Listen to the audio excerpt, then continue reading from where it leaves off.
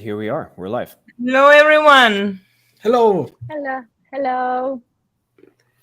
As people begin to join, maybe they can tell us where are you listening to us from, or where are you watching us from?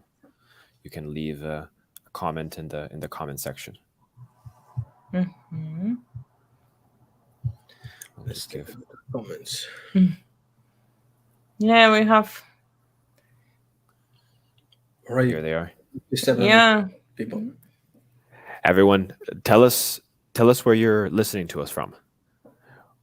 We're transmitting live. I am personally in Italy. Joanna here is in Austria. Yes. And Anna and Francesco are joining us from the States. Dallas, Texas. Yay. Say hello to all Texan friends. The Salon de Musique has a substantial audience in Texas, from what I understand, yes? Yeah, we have. A lot of friends in Texas, but not only in Texas. In the United States is really, we have a big audience in the United States. Yeah. Like the biggest audience we have is in Italy, United States, and Mexico. But you know what?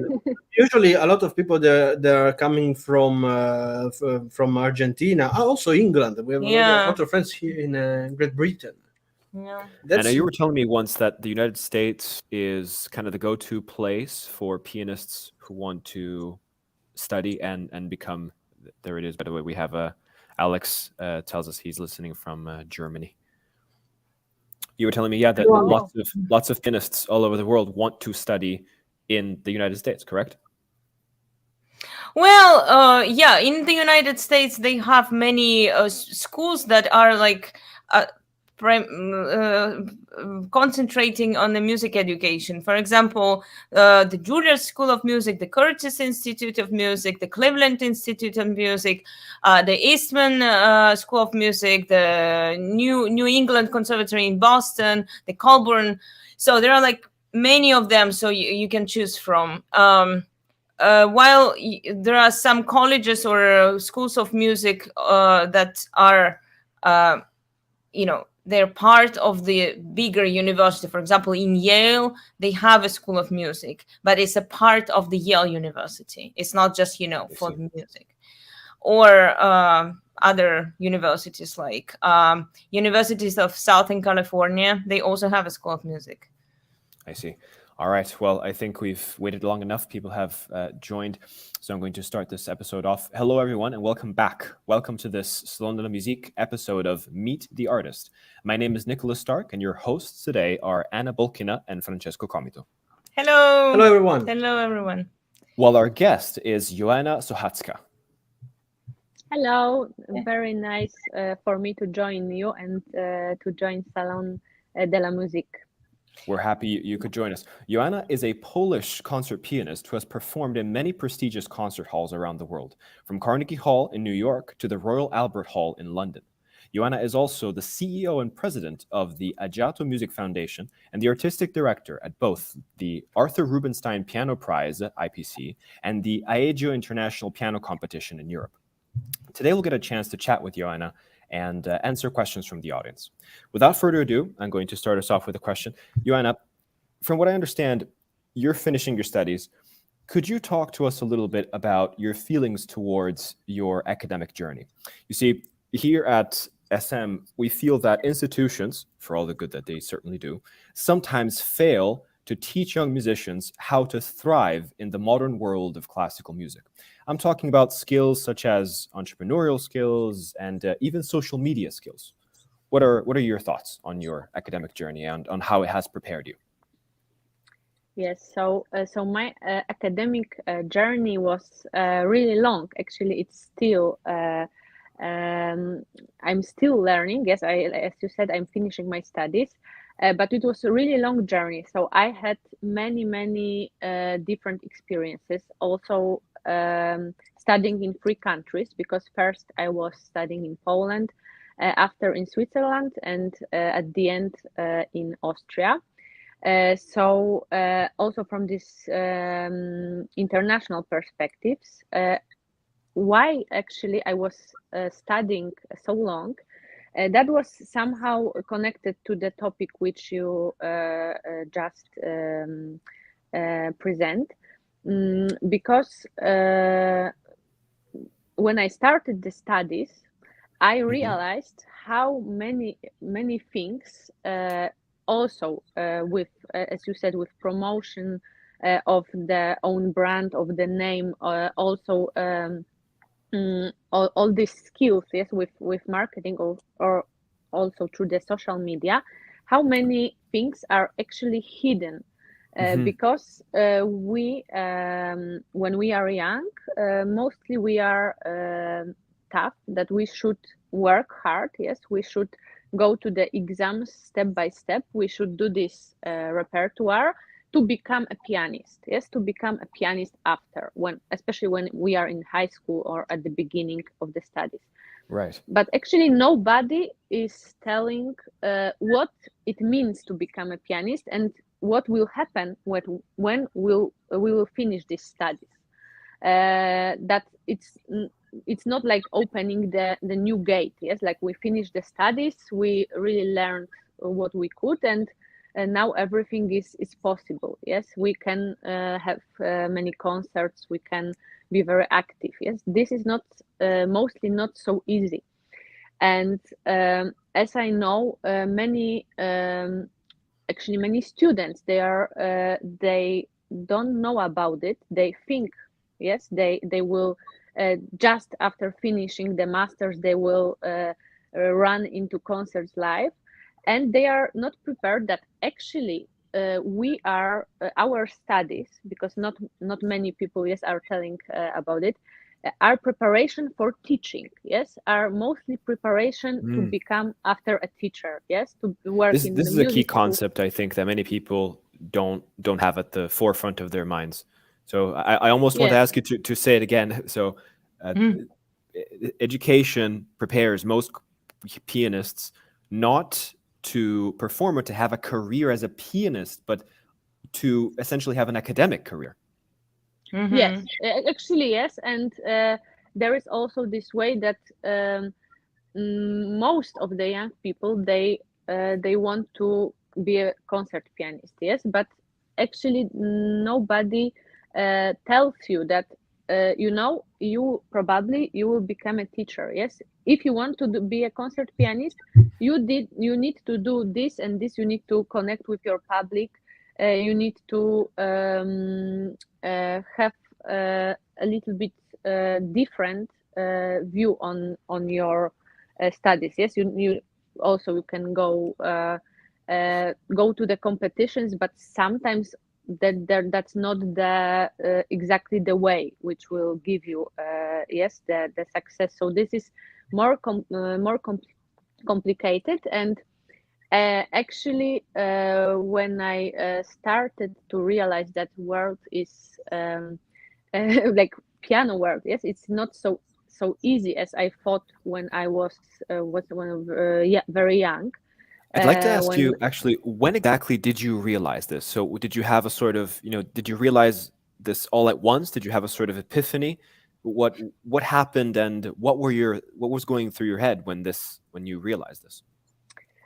My journey was more devoted to becoming a better artist, better pianist, and after also better teacher. Also because I realized that it's not very easy to have this very good education. It's yes, from the teacher, like it's not so obvious. Yes, like always you have this package, and also the teacher is telling you all the stuff you need to know. Yes, sometimes it's not so easy. That's why I was ready, like to explore, yes, to study a lot, after to know more from many perspectives, and after to give it also to my future students. So I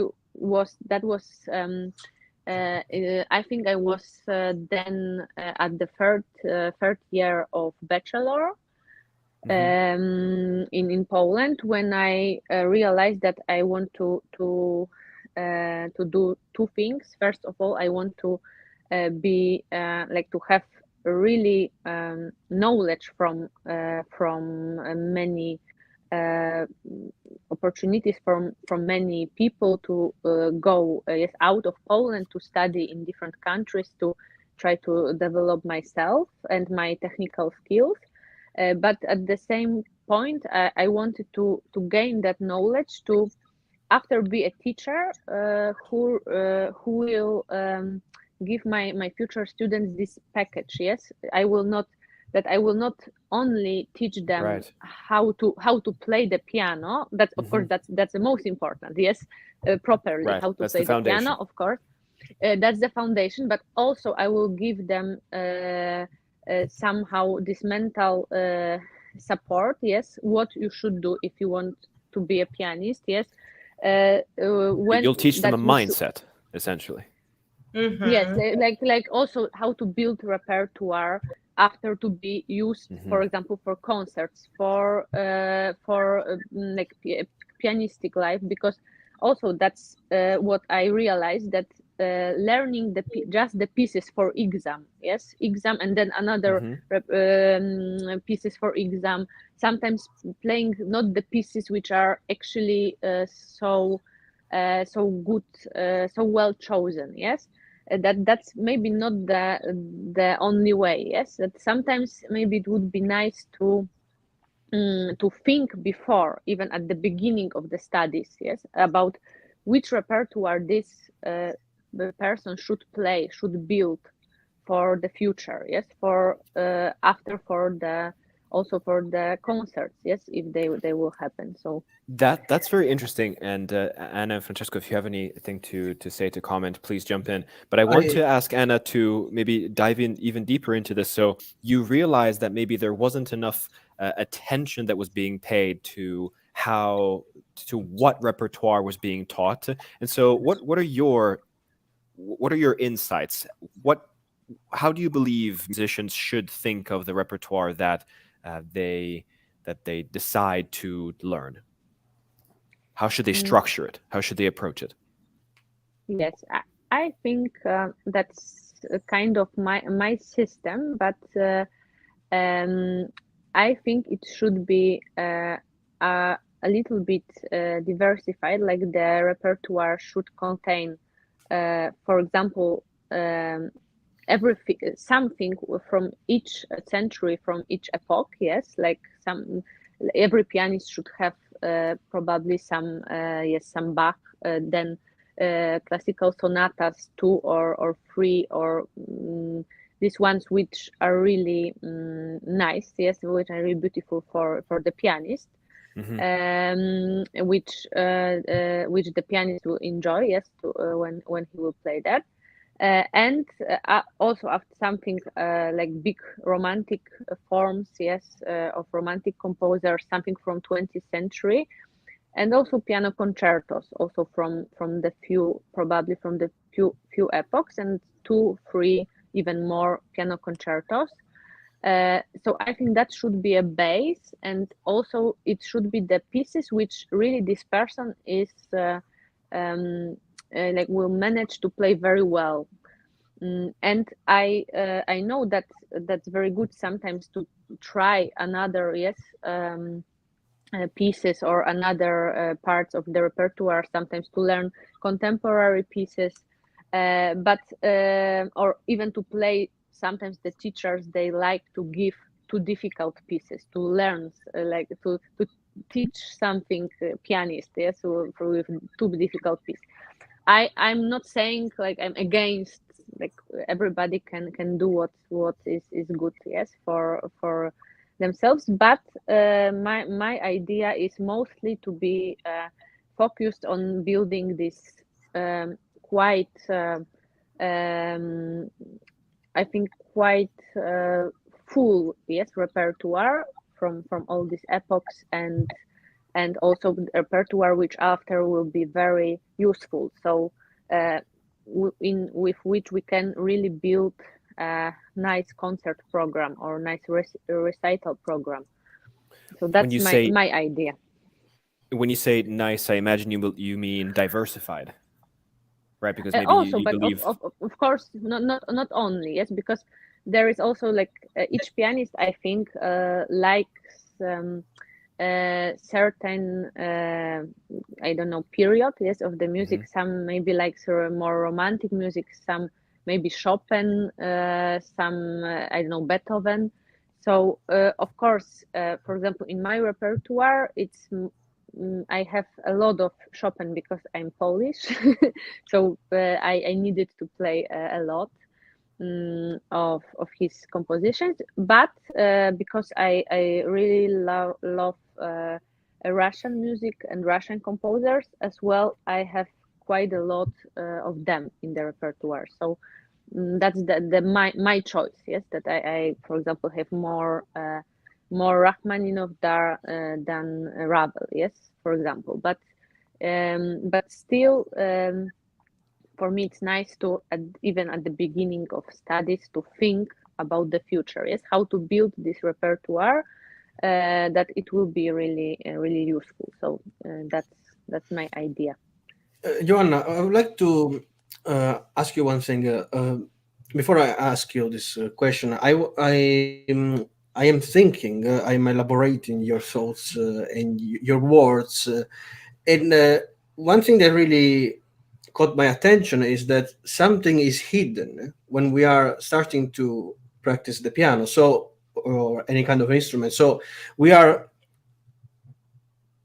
going to practice the piano, and nobody tells us what it really means to become a musician, to become a pianist. What actually what do we have to do after we study, and for what we are studying? Uh, I am thinking about the René Girard theory about the mimetic desire that says basically that man is a creature who does not know what to desire, and so he turns to others in order to make up his mind. So basically, we desire what other people desire.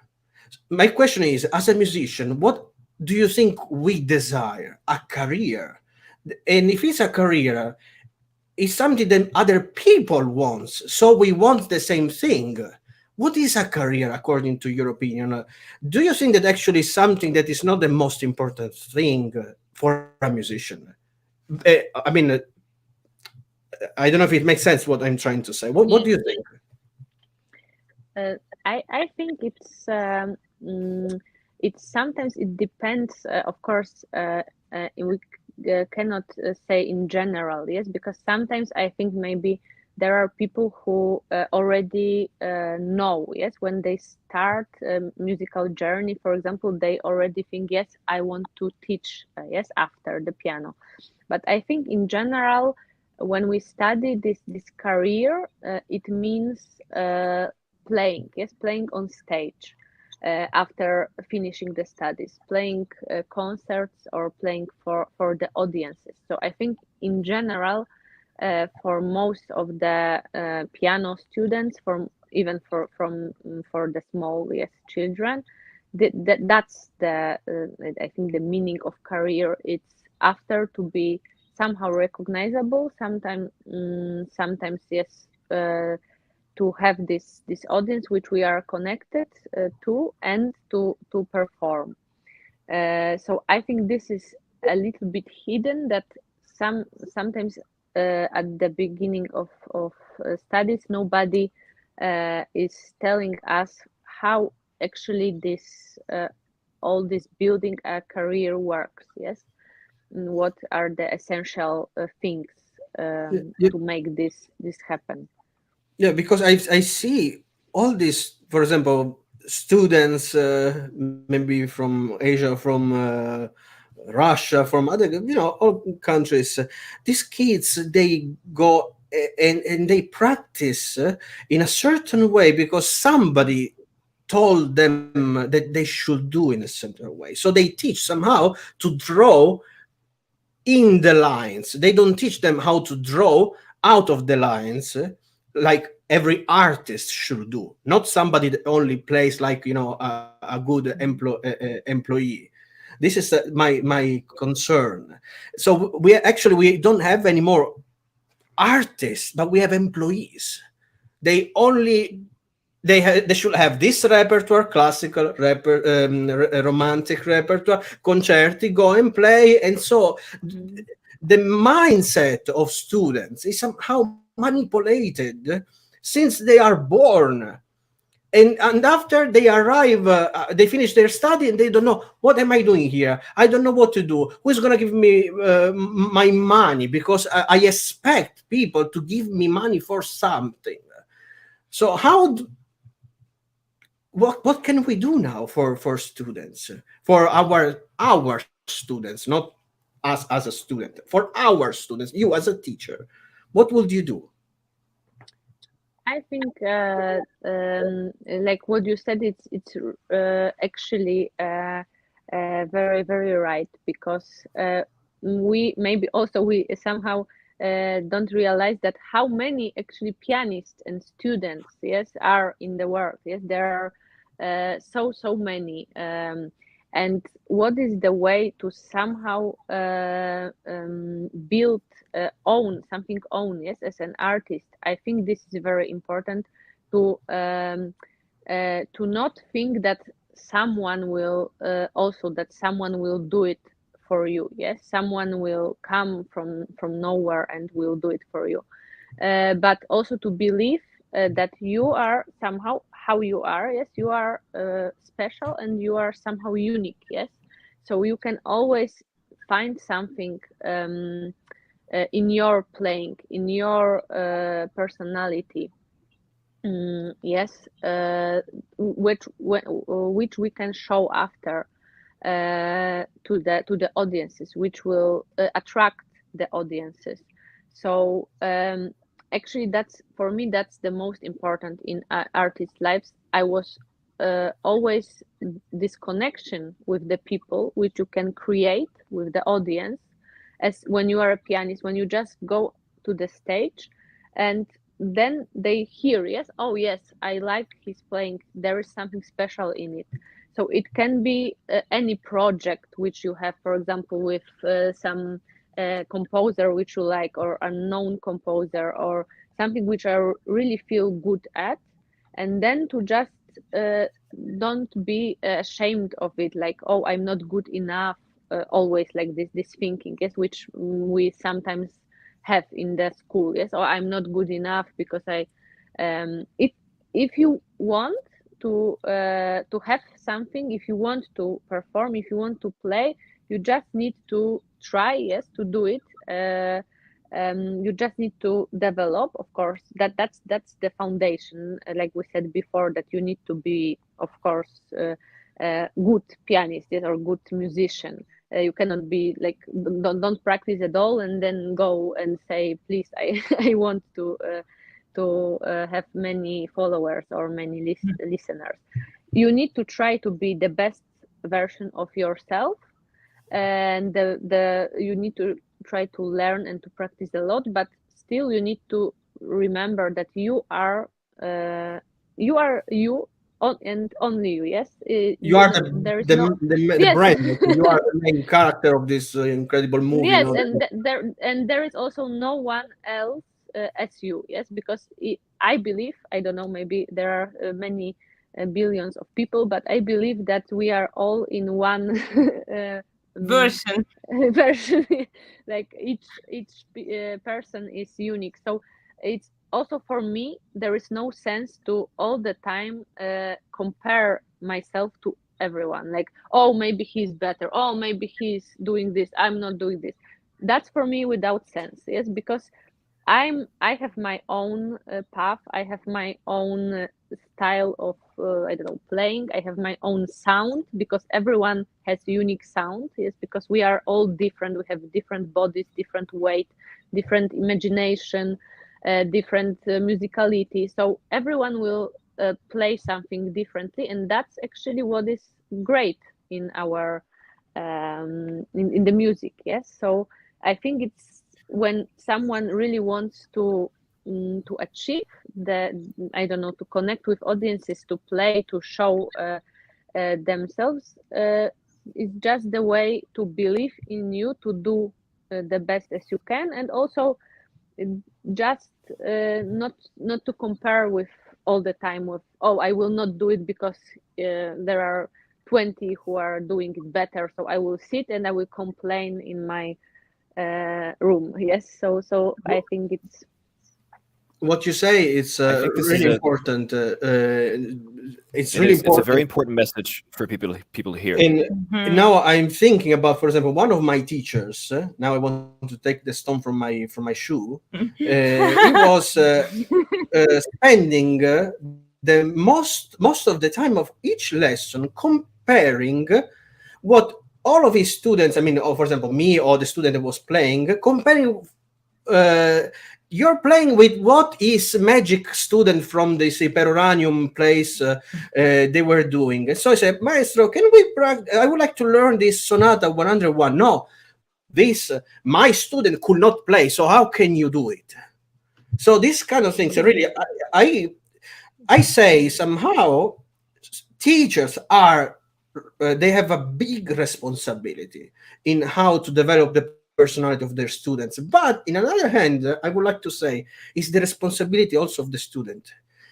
Because even if you have a really fragile, I'd say, personality, nowadays, you have, I'd say, a world of information, a universe of information in your phone. So if you go on your phone, you can really see how big is the world, how small is the academic world, how small is the teacher world. So I believe now that the teacher is only a small star in this universe of knowledge. I really think that the best teacher in the world is not the one that studied in the Moscow Conservatory School for incredible gifted kids or other things, but the best teacher is the mistake. If you learn how to learn from the mistake, you don't need no teacher. So to make mistakes, one has to try as often as possible. Here we have a comment say teachers are meant to teach technique, talent is more. Not all the students are going to stand out and become real artists. Olivia, I would like to say something to this. Nowadays, you can even learn the technique by yourself, because if you start to realize, for example, how artificial intelligence works, how Tesla car, for example, they works. It learn from mistakes. So if you understand that, for example, this kind of fingering or this tension in your wrist or is not comfortable for you, maybe you can try experimenting. Actually, you don't need somebody that tells you how to do it, because maybe the technique that works for his hand is not good for your hands. So this is my personal opinion, and also nobody can be. Let me read again the comment. Not all students are going to stand out and become real artists, but why not? Why not? Everybody is unique. Everybody has something to say in this universe. Everybody has his own voice. That's why I don't agree to the fact that you have to practice a certain repertoire in order to be a professional pianist. What does it mean? What does it mean? Everybody has his, for example, maybe somebody is a little bit more fat, somebody is more is tall, or somebody is short. You can wear your beautiful, the concert suit that is good for you, and you have always something to say. So why to be like horses? That they walk like this, blinders on. Exactly. No, the thing is. It's not precisely. I'm not like 100% agree with Francesco in a way that everybody can just learn from their mistakes, because sometimes you don't even know that you are making a mistake. You see, sometimes the teacher needs to correct your posture. Sometimes teacher needs to tell you, okay, the way how you play this phrase is just against the music sense. It's just like, we need to fix it. And because you are in your room practicing hours and hours, your ears already don't recognize that. So you need somebody, to hear it out and then correct. I agree with Francesco on the part where we should not prejudicate the students' abilities. Like, for example, I also had some cases in my student life, when one of my teachers would tell me, "Oh no, this piece is not for you. Don't even try to play it." And then I would play it. Of course, that would be like a trigger. Yeah, I'm definitely going to play this piece. And so I would play it, and then my teacher would admit, yeah, okay, I was wrong. So those kind of things, it just it depends on the person as well, because some person would say, okay, my teacher told me it's not for me, so I would better not even try because I trust my teacher. But yeah, and I agree that you have to first trust yourself as well. But we do need teachers. Maybe we should say that teachers, they should be more like a guide rather than a mentor. Can I ask you one thing, Yes. Anna, and also to Joanna? So Anna, Joanna. Yes. So you are saying that we need teacher because we cannot actually correct ourselves. No, we can, but in some cases. Okay, just a second. I agree 100%. In fact, many of my students, I teach to my students to be the teacher of themselves. So how to be the teacher of yourself nowadays? Do you need always somebody that look at you? Of course, you need somebody else to listen to you and tell you what maybe you don't hear. But what do you do if you are at home and you are alone and you have nobody? You have a fantastic phone that you can use to record yourself. So I think the best teacher is experimenting. So I don't agree with the fact that we say is correct, is against the musical phrase. What does it mean? Is against the musical phrase? Musical sense. What does it mean? Let's start to question everything. Let's not accept everything. Of course, the music of Schubert has a certain line that is different from Shostakovich or Prokofiev. Yes, of course. That's why we study. But where is the limit?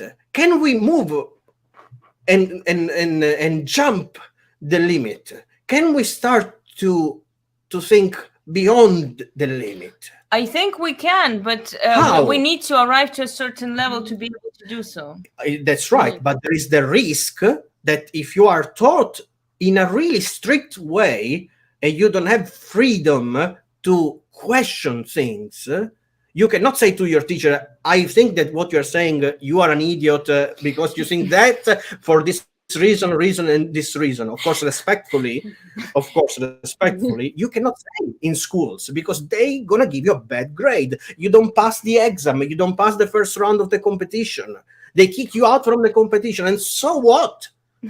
So I agree with most of what you say, but I am a little bit extreme on this thing. The Olivia is answering. I don't mean that you have to go to teacher's way only. Each person has a soul, but you seem to imply that everyone will be able to be a great artist or concertist. It's impossible. No, I agree 100% with you, Olivia. The thing that I'm questioning also is the figure of great concert artist. What does it mean? This concert artist exists. We can say recently, Franz Liszt invented, let's say, the figure of the concert pianist that go and play. But before it was a little bit more, let's say, intimate way of thinking the music. So coming back to the theory of René Girard, the mimetic desire.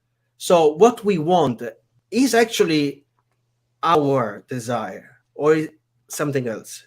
So Joanna, what is your thoughts? What are your yes, I can. Maybe there's one thing I can also add to this topic I didn't mention. It's a bit combined with what Anna said, and also you, Francesco. It's about these things which can happen with our body when we don't have a good teacher. Yes, so I agree that it is possible to see, like, when for example, the student knows, yes, how to feel his body, how to check what is not working, yes, where is the pain, where it's good to tell it to the student, yes, like, oh, you are the person who can change it, actually, because only you feel your body, you feel your connection to the piano. But on the other hand, what I believe that really good teacher, that's I know it's not so easy, yes, but I always wanted to be able to see when the student is coming, because there is like 70-60% of students have some problems, some problems with the pain in this back or shin, tension. or here, yes, all the tension, or sometimes with the fingers. So many problems with that, with the body, yes, with our which we work with the body, so that's so important.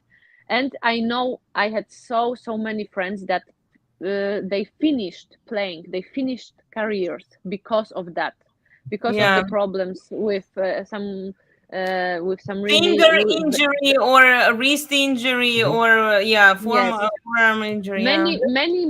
And I need to say, sometimes it was because the teacher didn't realize it, or the teacher gave too difficult repertoire. And when the person is young, sometimes it's not so easy to like say, oh, my teacher is not telling the right thing, I need to explore, I need to search by myself, I need to try. It's not so easy. Sometimes students, they believe they should certainly play like teacher is saying, and sometimes it's not good, yes. So I believe that's why my goal to at least try to be a teacher, that when my student is that I know so much about the body, about the piano technique, about all this stuff, that when student is coming, I can give him at least this knowledge from myself, what you can do, yes. How should your position look like, more or less, yes, in general, how you should be connected to your fingers, to your arm, to whole your whole body, to produce the nice sound, to have all these possibilities. And after, what student will do with that, of course, it's his journey or her journey, because she or he needs to find it, he needs to unblock himself, yes. But I can give some tips, like, oh, I see you are you have tension here, or you have tension, your fingers are not strong enough, that's why you have the problems, or you have bad position, or your legs are somehow, you don't have stable position, so that's why you have this problem. So I think it's combination of these two things, yes, in my opinion. It's fantastic what you say. It's so totally you have to have your own experience. That's why now you can recognize these problems or issues in a student, body or playing, right? If you would not go through that journey, you might, if you would have just a naturally given like position and good strong fingers, you would not even have to struggle with that. So you would not think like, oh, just he's not practicing enough, so go and practice more, and then they go and practice more, and then the problem is getting even worse, right? What you are saying, Joanna, it's really important. You basically also, you are saying that you teach to your students to find their way. So you say, look, you have to start to listen to your body. For example, what the teacher actually has to do, instead of saying, for example, this is the truth, you have to play in a certain way, this is how to do it, this is how it should be done. The teacher should teach to the student how to find his way, how to find how to listen to his body, because this is a very, very important. It's really important thing. If we think about, for example, Vladimir Horowitz. Vladimir Horowitz was one of the greatest pianists of the century. He was playing like this. Can you imagine? Every kind of teacher will be mad at him if you see a student playing like this. Or Glenn Gould sitting on the floor. Can you because imagine? he had a back problem. Just a second, but he managed. He found the way how to do it. So there is no a certain way. So what you're saying basically is that you, as a teacher, you help the student to find his own way, to live his journey, not to manipulate his mind, to convince that there is only one truth. There is not only one truth. Yes, that's exactly, and also what you said about making mistakes, that and some failures, that's also normal. That we sometimes we have more mistakes, more failures than the wins, yes, or successes. Sometimes it happens, but that's the way also to learn. And I think it's all like we said. It's very very nice this with Horowitz, this in general, yes, example, because I also sometimes I'm telling about it, yes, that Horowitz was Horowitz, yes, like everyone. He was unique. His fingers was unique, yes. His position of the hand was unique. So we can follow some general rules, yes, how to play the piano. But in general, like you said, this is our goal to look, like in my opinion, to look for each person. For me, to look at the student as a unique. Really with unique personality, with unique musicality, and with only one unique body and unique sound. And then just our goal is for him to produce, to play very well, to produce beautiful sound without any pain or any issues, yes, any problems. So that's for me like what teacher should do, yes, to give these basics, and also to tell yes, how life is looking like for the musician, for the pianist, and then also to help the student to believe in himself or herself, yes, that she's unique. She can, if she will work, if she will try to develop and try to find her or his own way, then everything actually is really, everything is possible. It's not like there is like big limit that you cannot do what you really want. Yes, you always can try, at least try, yes, to do it. Joanna, I wanted to ask you one thing. So we were talking a lot of time we took to talk about teaching experience, sharing our thoughts, and it was a very emotional topic for everyone.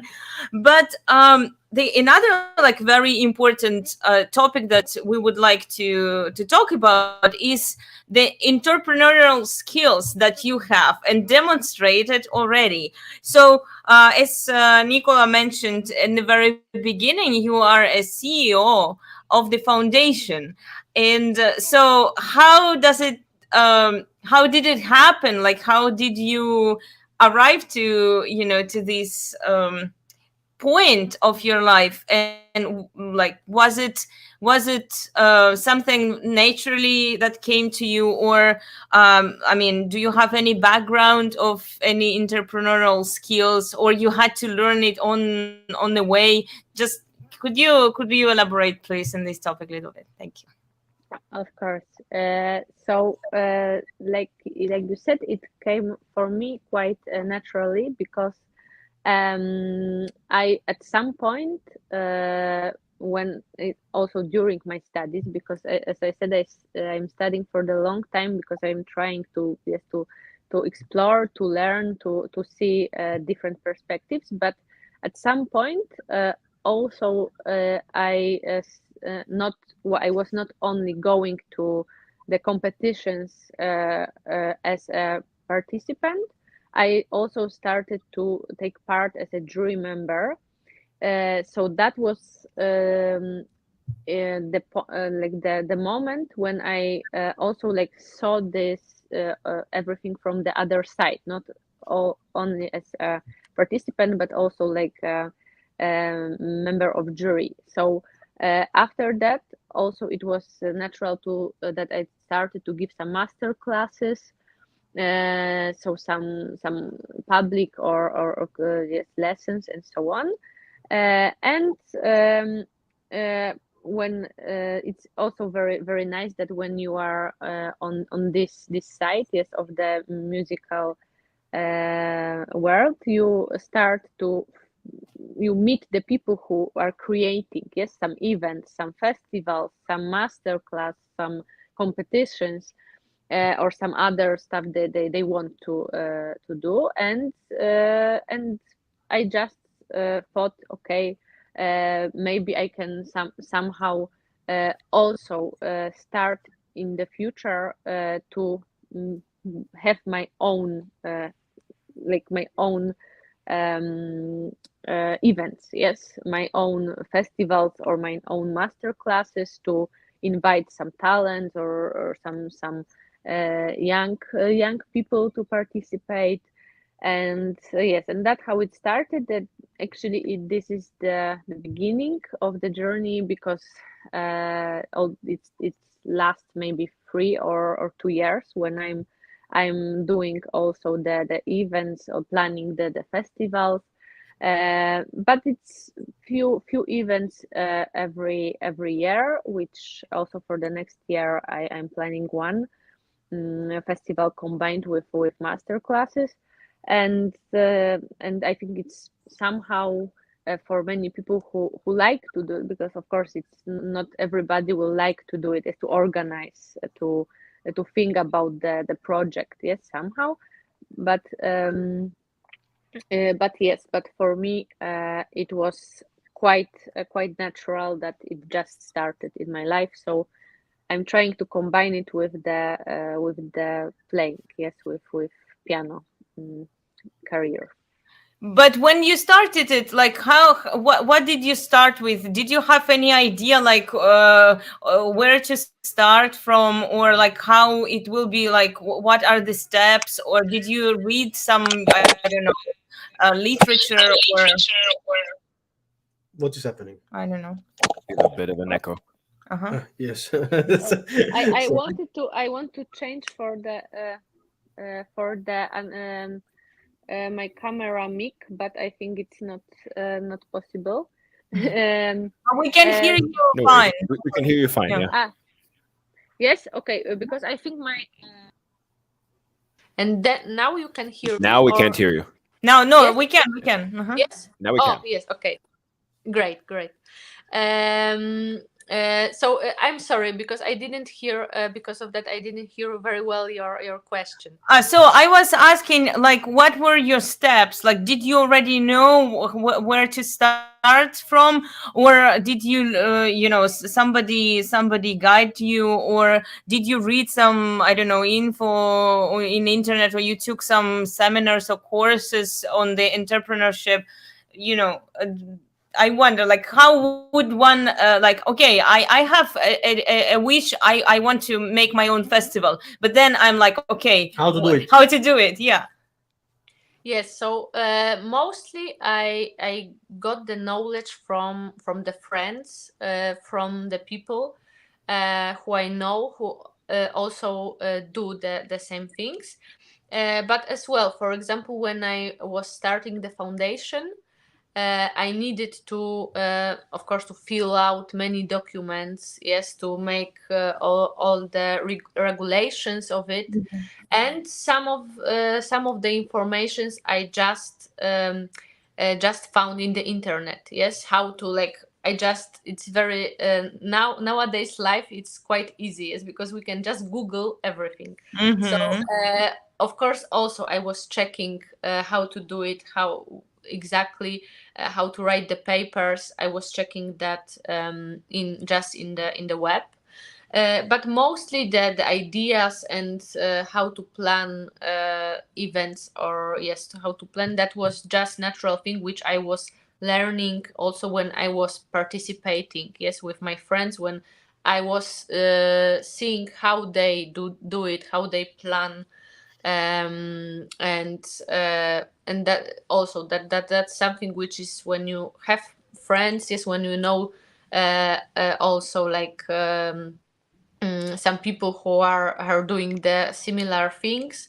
This is easier to just know, yes, how to start some processes. So so I think it's just the observation. If you have this, yes, idea that you want, I don't think you actually need to study, to have some special I don't know, course or master classes. Definitely not in a formal way. Yeah, Right? I You don't think need to study in a that's formal not. way. Yes, I think in a formal way that it's not. You can do it without it, although probably it could help a lot. Yes, if you would have time for that. But I'm mostly, I don't have enough time. Yes, for everything. Like it's time is not limitless. So to save time, I'm just trying to spend it for the things which really I need to, yes, to make something. So so of course that would be probably great to have more knowledge or to take some other maybe some other sources how to manage, yes, the foundation and so on. But I think it in general it will come naturally as well, because when you even when you write some papers to make some event or some festivals, you need to read all the guidelines, or you need to meet the to search for the sponsors or to meet the sponsors. So it's always just step by step, maybe also mistake by mistake, and after you just somehow know how to do it. Great. Thank you for sharing. So, I want to ask you the last question. Not No, last. my last question Your for last. now is about, you say we learn by doing it, how to become somehow musical entrepreneur. And actually, basically, what we are doing, also at Salon de la Musique, but of course, we read a lot, we were finding a lot of things. I was working for years, I mean, to understand that, I mean, the world is bigger than, staying at the piano and practice. But if it's so important, I mean, to learn these skills, why do you think it's not taught in schools? I think in general it's changing a little bit. I don't know how much it is changing, because I when I was really interested in the topic, it wasn't actually at my university. Yes, then I just started to search by myself. Yes, and when I built some like my community, I was doing it by myself. But I know it's I think it changes a little bit, because we have some, I know now at the universities, some subjects like this, like cultural management or management of the brand of your or social media marketing. These things I think now are more and more popular, because during the pandemic, yes, the world really changed, and a lot of things went to the online world. Yes, there was a time when all the concerts were only online. Yes, so that's also was so great to have such platforms and such communities like Le Salon de la Musique, which is for artists really extremely great place to connect with audience. Yes, to connect with music lovers, and that's, for I think, for us the most important at some point.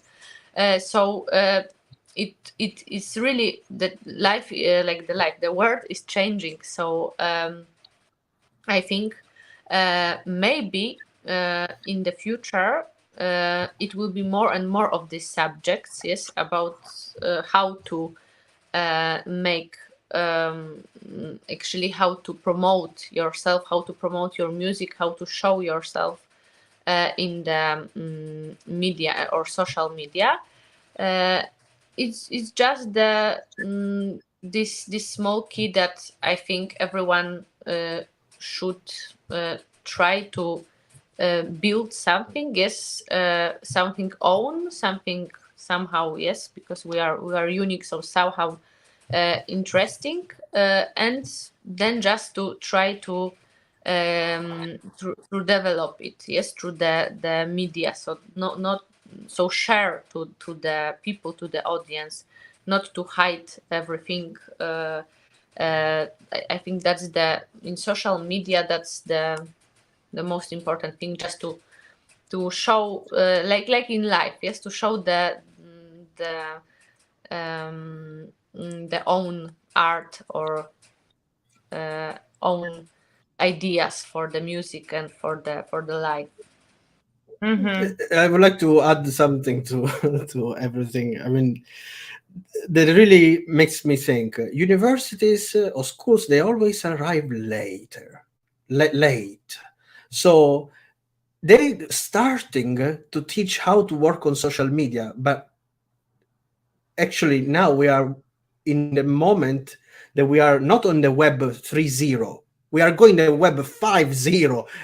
So I mean, the education is always old universities, because especially now the world is constantly changing in few minutes. So maybe tomorrow Facebook will say bye bye, arrivederci, da svidania. We declare bankruptcy. I don't know. They will ban now our I don't know, Facebook, other things, and and we have to adapt ourselves. So the education is already not good enough.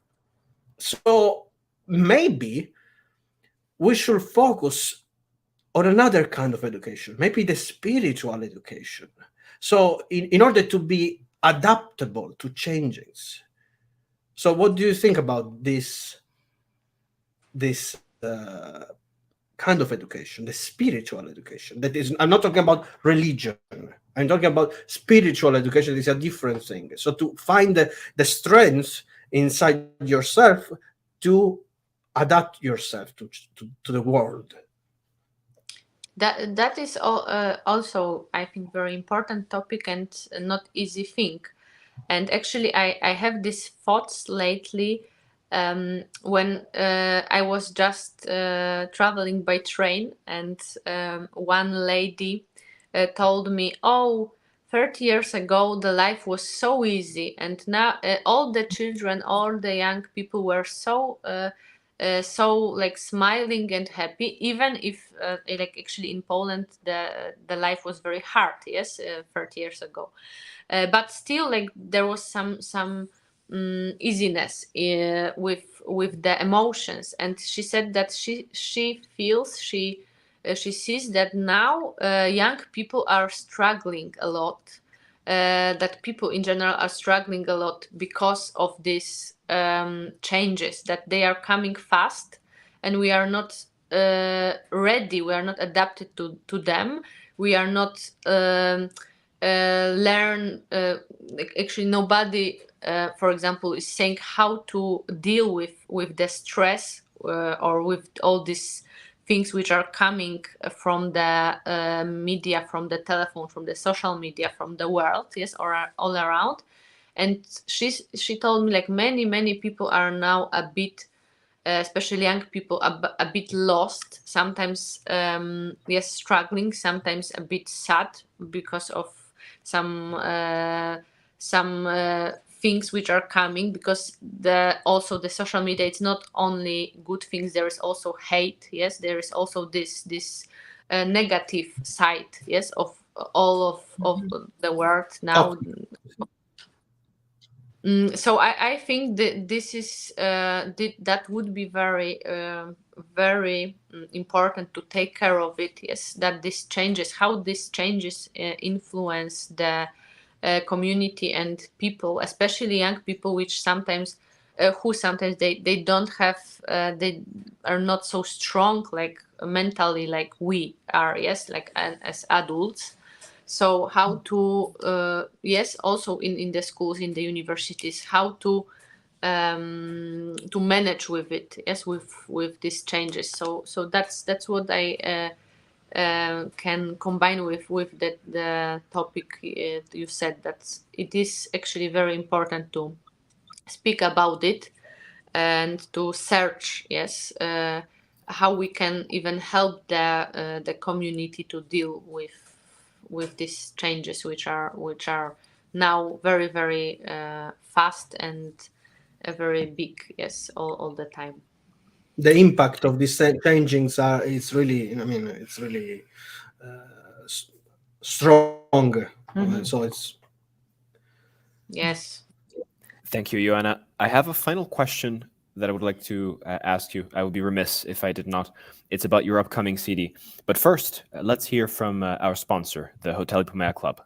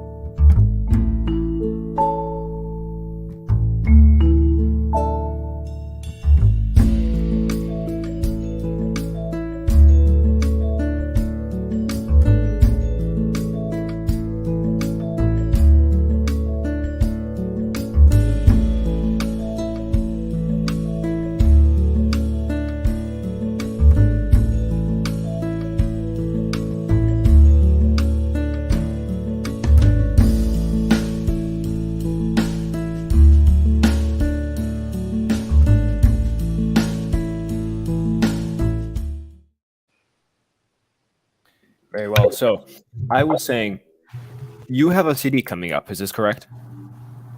Yes, but this is this CD is not yet recorded. It will be recorded in the spring and probably available in the second half of the year. Fantastic. Viewers can mark their calendars. We'll definitely share the CD on Le Salon de la Musique once it is published. But I want to ask you about the pieces that you chose for this CD. Could you tell us a little bit more about what we can expect to hear in this CD, and what attracted you to the repertoire that you chose to play? So that will be Chopin repertoire because it's a part of a project devoted to Chopin's music. Because when I recorded the first CD for the Sheva Collection label, the director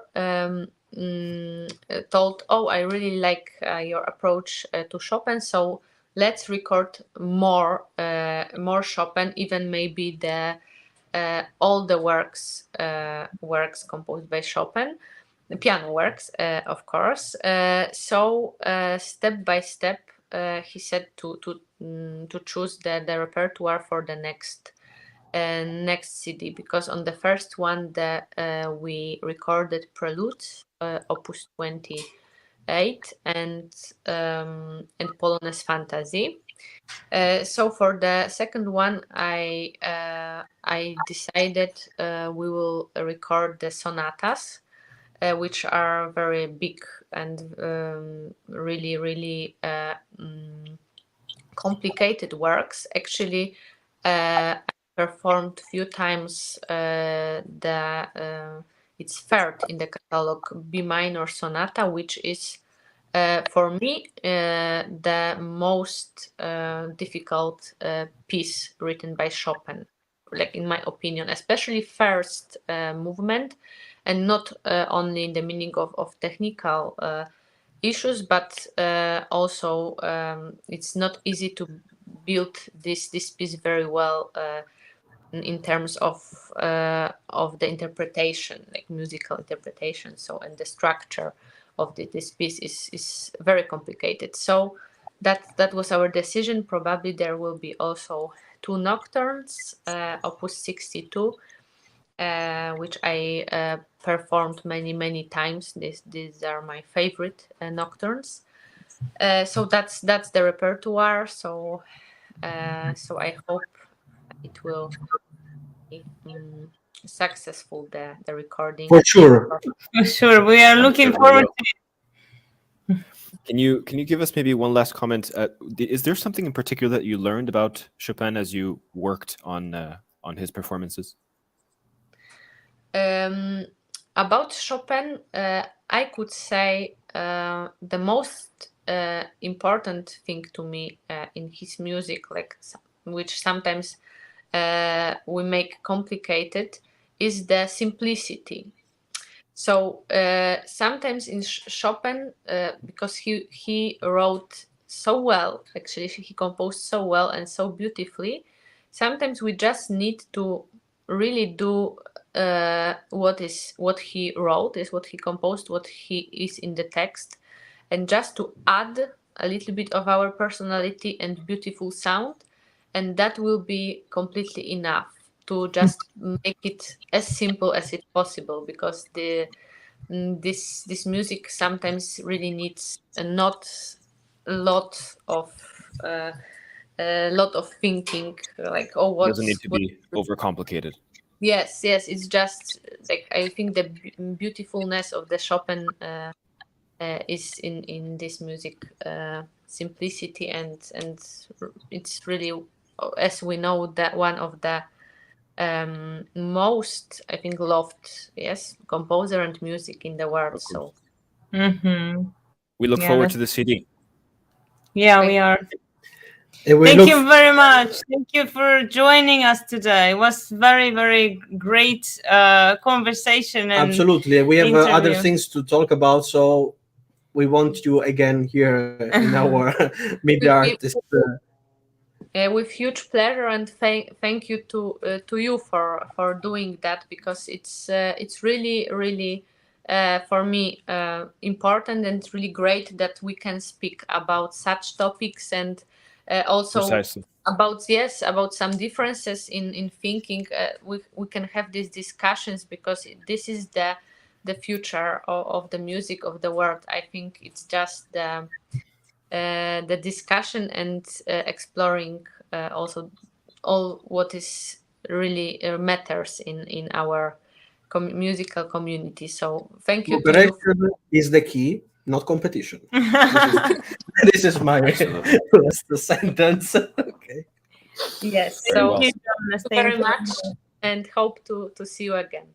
Absolutely. Bye Joanna, bye. thank you for Bye, everyone. just a second. I just wanted to thank the audience for watching and listening. I want to thank Anna, first of all, Joanna, for sharing her thoughts and experiences. And thank you, everyone, for watching, listening, and subscribing. We hope you enjoyed this Meet the Artist episode with Joanna Sochacka. We look forward to seeing you next time. Bye, everyone. Bye, guys. Bye. Thank you.